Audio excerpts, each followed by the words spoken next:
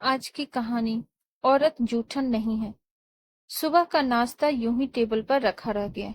किसी ने उसे हाथ तक नहीं लगाया।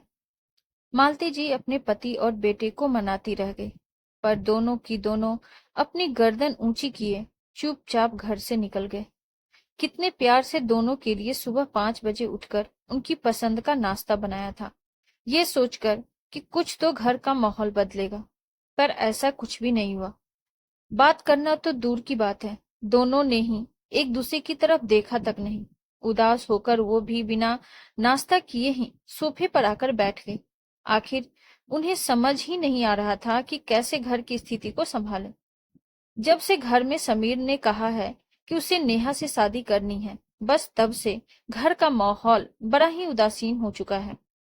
रमेश जी तो इसके पक्ष में बिल्कुल नहीं है, और समीर है तो उन्हीं का बेटा, अपने पिता की तरह ही जीती। वो उनकी बात मानने को तैयार नहीं है। पर दोनों बाप बेटे के बीच में पिस तो मालती जी रही थी। समीर नेहा से 2 साल पहले मिला था, अपने दोस्त रजत की शादी में। उस दिन नेहा की रजत से शादी थी। रजत यहीं पड़ोस में रहता था और उसके बचपन का दोस्त था। नेहा काफी सुलझी हुई लड़की थी। रजत के माता पिता उसे बहुत पसंद करते थे। जिंदगी यूं ही खुशी खुशी चल रही थी। रजत और समीर में बनती भी बहुत थी। दिन में एक बार न मिले तो दोनों को चैन ही नहीं मिलता था। नेहा का भी समीर के घर आना जाना था। मालती जी और रमेश जी को भी नेहा बहुत पसंद थी। रमेश जी तो अक्सर ही कहते थे कि इस घर में बहू आएगी तो नेहा जैसी ही आएगी। लेकिन पिछले साल एक कार दुर्घटना में रजत और उसके पिता की आकस्मिक मृत्यु हो गई। नेहा का तो सब कुछ ही लूट गया, लेकिन उसके बावजूद रजत की मम्मी सुलोचना को संभालने के लिए नेहा ने अपने आप को मजबूत कर दिया। नेहा के माता पिता ने उसे अपने साथ चलने को भी कहा, लेकिन सुलोचना जी के लिए वो नहीं गई। ऐसे में समीर ने सुलोचना जी और नेहा की काफी मदद की। नेहा ने भी दोबारा जॉब ज्वाइन कर ली थी। दिन में सुलोचना जी अकेली ही होती थी, इसीलिए मालती जी खुद भी दिन में एक चक्कर उनके घर जरूर लगा आती थी। बड़ी मुश्किल से वो लोग अब उभरने लगे थे, लेकिन सुलोचना जी को हमेशा नेहा की चिंता रहती थी। वो उसका पुनर्विवाह करवाना चाहती थी, पर नेहा इसके लिए राजी ही नहीं होती थी।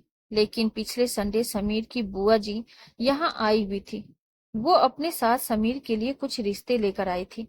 सब लोग बैठकर दोपहर का खाना खा ही रहे थे कि बुआ जी ने समीर के रिश्ते की बात छेड़ दी। पहले तो समीर आनाकानी करने लगा, लेकिन बुआ जी ने साफ साफ कहा तो उसने ये कहकर धमाका कर दिया कि वो नेहा को पसंद करता है और उससे शादी करना चाहता है। बस तब से दोनों बाप बेटे के बीच में शीत युद्ध चल रहा है। लेकिन कल रात उस कमरे में ऐसी क्या बात हुई जो अब बचा कुचा बोल चाल भी बंद हो गया। मालती जी ने समीर जी से पूछा भी, लेकिन समीर ने कुछ बताया ही नहीं।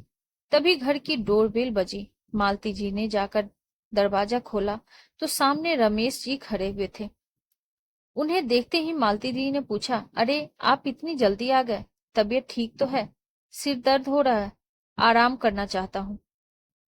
रूखा सा जवाब देकर रमेश जी अंदर कमरे में चले गए। उनके पीछे पीछे मालती जी भी कमरे में आई। अब बिना नाश्ता किए जाओगे तो सिर दर्द तो होगा ना। अपनी सेहत का बिल्कुल भी ध्यान नहीं रखते हो।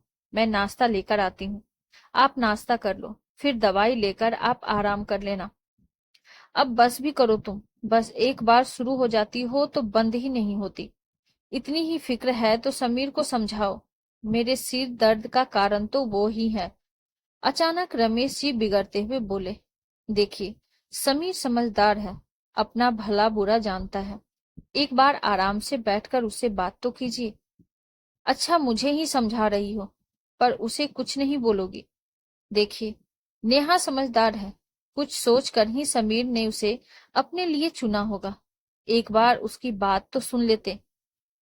मालती जी की बात सुनकर रमेश जी को गुस्सा आ गया और वो अपनी आवाज को तेज करते हुए बोले, तुम्हारा दिमाग खराब हो गया है, जानबूझकर जूठन कौन निगलता है?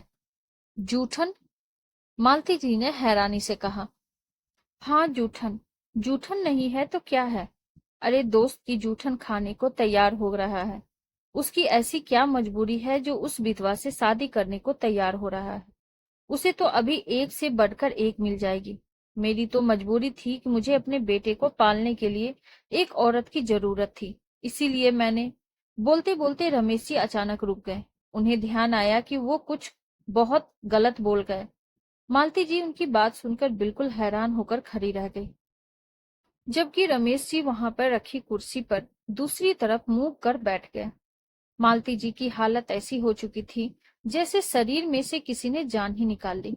वो चुपचाप बाहर आकर सोफे पर बैठ गई। अब तो आंखों में से आंसू भी बरबस बह रहे थे। अपनी जिंदगी के 25 साल जिस शख्स के साथ बिता दिए, उसकी सोच इतनी घटिया थी। मतलब उसके लिए मालती जी सिर्फ एक जूठन थी जो मजबूरी में उनकी जिंदगी में थी, सिर्फ इसीलिए कि उन्हें अपने बेटे समीर को पालने के लिए एक औरत की जरूरत थी। आज से 25 साल पहले मालती जी का भी तो रमेश जी के साथ पुनर्विवाह हुआ था। तब रमेश जी की पत्नी अपने 3 साल के बेटे समीर को छोड़कर दुनिया से कुछ कर गई थी, और इधर मालती जी मां नहीं बन सकती थी। इस कारण उनके पति ने उनका त्याग कर दिया था। रमेश जी की मां ने ही ये रिश्ता करवाया था। शुरू शुरू में तो रमेश जी मालती जी से ढंग से बात भी नहीं करते थे। बस वो मालती जी के पास अपनी जरूरत भर के लिए आते थे। बाकी उन्हें मालती जी से कोई लेना देना नहीं होता था। अगर मालती जी से कोई काम भी होता होता तो या तो अम्मा के जरिए बोलते थे या फिर समीर के जरिए। सीधे मुंह कभी भी उन्होंने मालती जी से बात नहीं की। हमेशा ही दोनों के रिश्ते में कुछ कमी सी रही थी। अपनापन तो न के बराबर ही होता था। मालती जी ने इसे रमेश जी का स्वभाव मानकर अपना लिया था। बस समीर के पालन पोषण पर उन्होंने अपना पूरा ध्यान केंद्रित कर दिया था।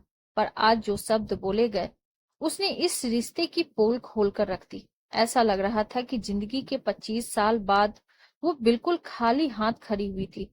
उनकी नजर अपने दोनों खाली हाथों पर गई। सचमुच आज हाथ खाली नजर आ रहे थे।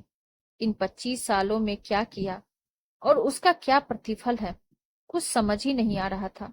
पूरी जवानी जहां स्वाहा कर दी, वहां क्या किसी को अपना कह सकती है, ये भी समझ में नहीं आ रहा था। उन्हीं दोनों खाली हाथों में अपना मुंह छुपाए मालती जी का रोना छूट गया। तभी उनके कंधे पर किसी के हाथ का स्पर्श हुआ। उन्होंने नजरें उठाकर देखा तो सामने समीर खड़ा हुआ था। मालती जी के सामने आकर समीर ने कहा, आपके हाथ खाली कहाँ है मम्मी? आपकी इतनी सालों की तपस्या का फल मैं हूं ना, इसीलिए नहीं बता रहा था आपको कि मेरे और पापा के बीच में क्या बात हुई। जानता था आपको दुख होगा। खून मैं उनका जरूर हूं, लेकिन परवरिश तो आपकी हूं, इसीलिए आप रो मत। समीर मालती जी को समझाते हुए बोला। तो मालती जी समीर के कंधे लगकर रो पड़ी। आखिर उन्हें जैसे तैसे चुप कराकर समीर मालती जी का हाथ पकड़कर उस कमरे में ले गया जहां रमेश जी पहले से बैठे हुए थे, और वहां जाकर बोला, पापा, मैं अपनी मम्मी को लेकर यहाँ से जा रहा हूँ। मैं नहीं चाहता कि मम्मी को ये महसूस हो कि जिस शख्स के साथ वो इतने सालों से रही, वो उनके लिए इतनी घटिया सोच रखता है। ये सुनकर रमेश जी गुस्से में बोले, मैं तुम्हारा पिता हूँ, मेरे कारण तुम्हारा अस्तित्व है, और तुम इसके लिए मुझे छोड़ रहे हो। ठीक है, जहां जाना है वहां जाओ, लेकिन याद रखना, फिर तुम्हें प्रॉपर्टी में से कुछ नहीं मिलेगा। पापा, प्रॉपर्टी तो हर कोई कमा सकता है, परिवार और सम्मान कमाना हर किसी के बस की बात नहीं। मैं यहाँ से सिर्फ मेरी मम्मी और उनके सम्मान को लेकर जा रहा हूँ। आपको आपकी प्रॉपर्टी मुबारक हो, कहकर समीर मालती जी को लेकर उस घर से निकल गया, और पीछे रह गए समीर जी अपने दम्भ और अपनी घटिया सोच के साथ। कुछ दिनों बाद समीर और नेहा की शादी मालती जी और सुलोचना जी ने संपन्न करवा दी। हालांकि रमेश जी को भी बुलाया था, पर वो नहीं आए। आपको हमारी यह कहानी कैसी लगी, कमेंट बॉक्स में जरूर बताइए, और ऐसी ही ढेरों सारी कहानियों के लिए वीडियो को लाइक, शेयर, और चैनल पे नए हैं तो सब्सक्राइब करना ना भूलें। Thank you.